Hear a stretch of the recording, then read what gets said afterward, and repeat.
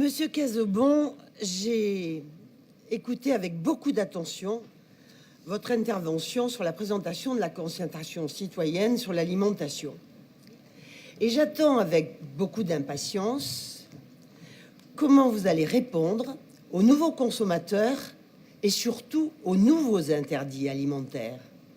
Il se trouve qu'à titre personnel, je suis très attachée à la protection animale, comme sûrement la majorité d'entre vous.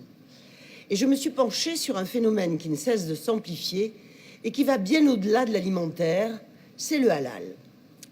Les interdits alimentaires sont des instruments politiques redoutables. Et nous constatons que la norme halal, prise dans une surenchère à la fois commerciale et religieuse, empiète de façon croissante sur le droit commun. D'abord, les animaux doivent être abattus par un musulman, puis ils ne doivent pas être étourdis, puis les cochons sont interdits dans l'abattoir, puis les chènes ne doivent pas être souillées par le sang d'autres viandes non rituelles. Alors qu'une réglementation européenne datant de 1964 oblige l'étourdissement avant l'abattage, il n'en est rien pour l'abattage rituel, et le ministère de l'Agriculture, je crois bien que c'était vos amis politiques de l'époque, a réaffirmé la dérogation de l'abattage rituel au journal officiel du 5 janvier 2016 comme conforme aux règles laïques. Un comble. L'islam, qui refuse l'étourdissement préalable, contrevient donc à la Déclaration universelle des droits de l'animal, laquelle précise notamment que si la mise à mort d'un animal est nécessaire, elle doit être instantanée, indolore et non génératrice d'angoisse. Il est scandaleux que la France, pays laïque, autorise l'abattage rituel et pire encore, que cet abattage soit devenu la norme, puisqu'on évalue à plus de 50% la proportion entre abattage rituel et traditionnel. Les industriels trouvent plus simple et plus profitable de n'avoir qu'une seule chaîne d'abattage. Ainsi, des bêtes entières qui seront consommées hors du marché halal sont néanmoins égorgées selon le rite oriental.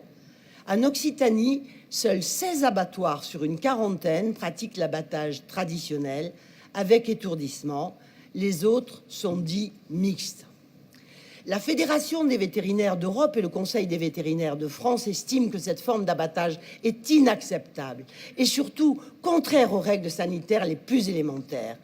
Et le plus ahurissant, c'est qu'il n'existe aucune obligation de traçabilité des produits rituels, aucune obligation d'étiquetage. Ils ne sont pas contrôlés par les pouvoirs publics. Mais le plus grand scandale de l'abattage halal, c'est la taxation halal, qui est bien réelle, mais difficile à calculer dans le maquis des organisations islamiques détentrices du pouvoir de ce label. Tout ce réseau est d'une grande opacité, sans doute hérité de ce qu'on appelle l'Orient compliqué. Le consommateur ignore qu'il acquitte sur cette viande une taxe de 15 centimes par kilo au profit des mosquées et circuits islamiques qui gèrent l'abattage halal, le tout dans un imbroglio difficile à pénétrer.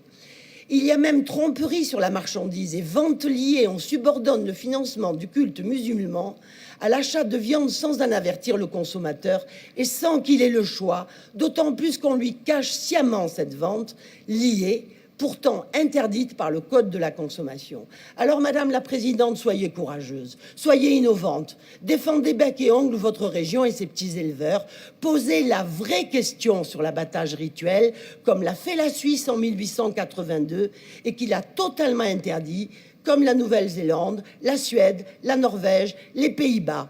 Les musulmans n'y sont pas plus malheureux qu'ailleurs. Exigez que dans tous les appels d'offres des lycées et de la région, on introduise le critère de la souffrance animale, comme vous y autorise l'arrêté ministériel du 25 mars 2016. Et j'invite tous mes collègues, maires, conseillers départementaux d'en faire autant. De conclure. Oui, madame, 2 secondes. Et donc à se développer. Maintenant, vous concluez. L'abattage à la ferme, madame, qui évite aux animaux le stress et le transport, la souffrance, la perte de poids. Et réintroduisez le porc dans toutes les collectivités dont vous avez la responsabilité.